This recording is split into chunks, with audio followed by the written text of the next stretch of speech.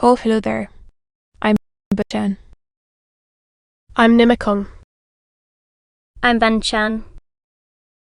In this class, I'll read to all of you. Chapter 8, Section 1 of The Adventures of Sherlock Holmes. S.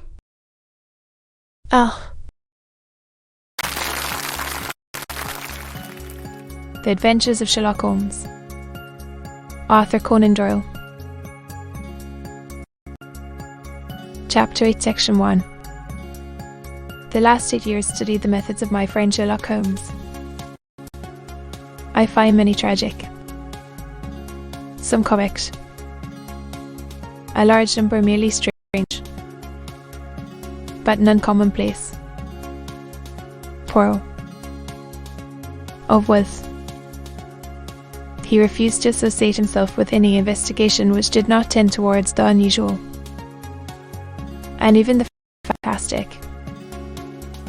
Of all these varied cases, however, the well-known Surrey family of the Raylots of Stoke-Moran. The events in question occurred in the early days of my association with Holmes, when we were sharing rooms as bachelors in Baker Street. It is possible that I might have placed them upon record before, but a promise of secrecy was made at the time, of the lady to whom the pledge was given. It is perhaps as well that the fact should now come to light. Of Doctor. Crimes be wrought which tend to make the matter even more terrible than the truth. Find Sherlock Holmes standing, fully dressed, by the side of my bed. He was a late riser, as a rule. Tan. I blinked up at him in some surprise, and perhaps just a little resentment, for I was myself regular in my habits. Very sorry to knock you up, Watson, said he,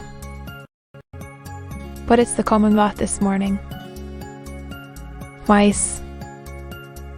Hudson has been knocked up, she retorted upon me. What is it? No. A client. It seems that a young lady has arrived in a considerable state of excitement, who insists upon seeing me. She is waiting now in the sitting room. And when young ladies wander about the metropolis at this hour of the morning, and knock sleepy people up out of their beds, I presume that it is something very pressing which they have to communicate. Should it prove to be an interesting case, you would, I am sure, wish to follow it from the outset. I thought. At any rate, my dear fellow, I had no keener pleasure than in following Holmes in his professional investigations, and in admiring the rapid deductions, as swift as incisions, were submitted to him. My friend went into the sitting room, a lady dressed in black and heavily veiled, who had been sitting in the window, whereas as we entered, "Good morning, Madam," said Holmes cheerily. "My name is Sherlock Holmes. This is my intimate friend and associate, Dr. Watson, before whom you can speak as freely as before myself. Ah, I am glad to see that mice light the fire. Pray draw up to a cup of hot coffee, the woman in a low voice changing her seat as requested. What is fear? Mr. Holmes. She spoke of agitation, her face all drawn and grey, with restless, frightened eyes like those of some hunted animal. Woman of 30, but her hair was shot with premature grey.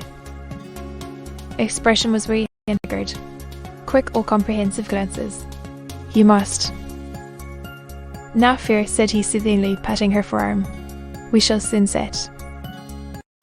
Matters right, I have no doubt. You have come in by train. This morning, you know me, no. Your left glove. You must have started early, you could drive in a dog cart along heavy. Would start and stare, bewilderment at my companion. There is no mystery. Madam, said he, smiling. Mud in no less than 7 places. The marks are perfectly fresh. Is no vehicle save a dog cart which throws up mud in that way. Your reasons may be you are perfectly correct, said she. Home before 6, reached Heat at 20 past.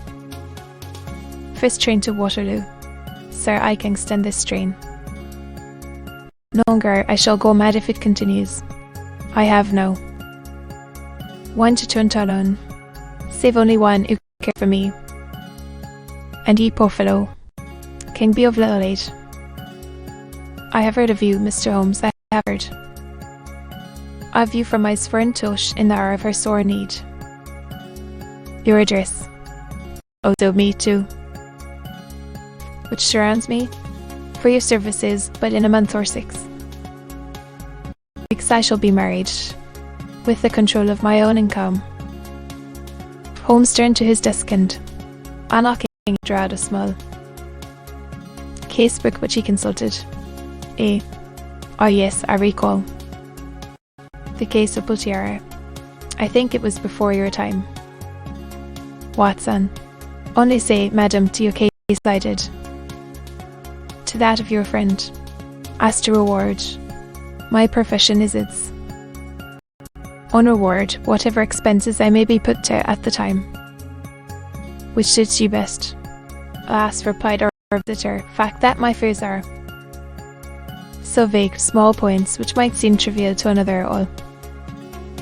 That I tell him about it as the fancies of a nervous woman. Does not say so, and averted eyes.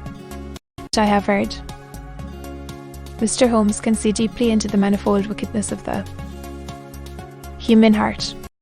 Attention, my name is Helen Stoner, and I am living with my stepfather, who is the last survivor of one of the oldest Saxon families in England.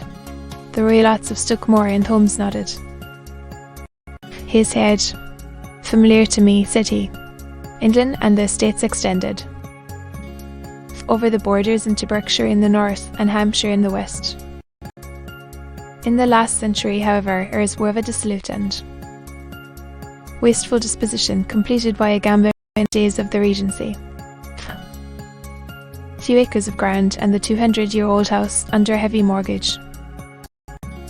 The last squire dragged out his existence there, the horrible life of an aristocratic pauper, but his only son, my stepfather, Dane.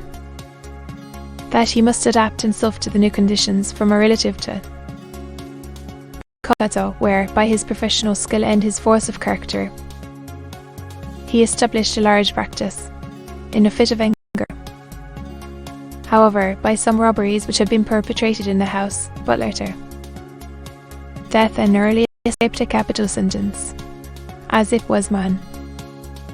When Dr. Rilott was in India, he married my mother, my Stoner, the young widow of Major General Stoner of the Bengal Artillery. Sister Julia and I were twins, the time of my mother's remarriage. Then 1,000 a year, and this she bequeathed to Doctor, who sided with him, to each of us in the event of our marriage. Poor Dr. Moran. The money which my mother had left was enough for all at once, and there seemed to be no obstacle to our happiness. Then, over our stepfather about this time, with our neighbours Stuckmore and Backen. The old family seat is Bath, of the family Annan. My stepfather's case had, I believe, been intensified by his long residence in the tropics, to place 2 of which ended in the police court, became the terror of the village, and the folks would fly at his approach, for he is a man of immense strength and anger. Last week he hauled the local blacksmith over a parapet into a stream that I was able to avert another public exposure. To be continued.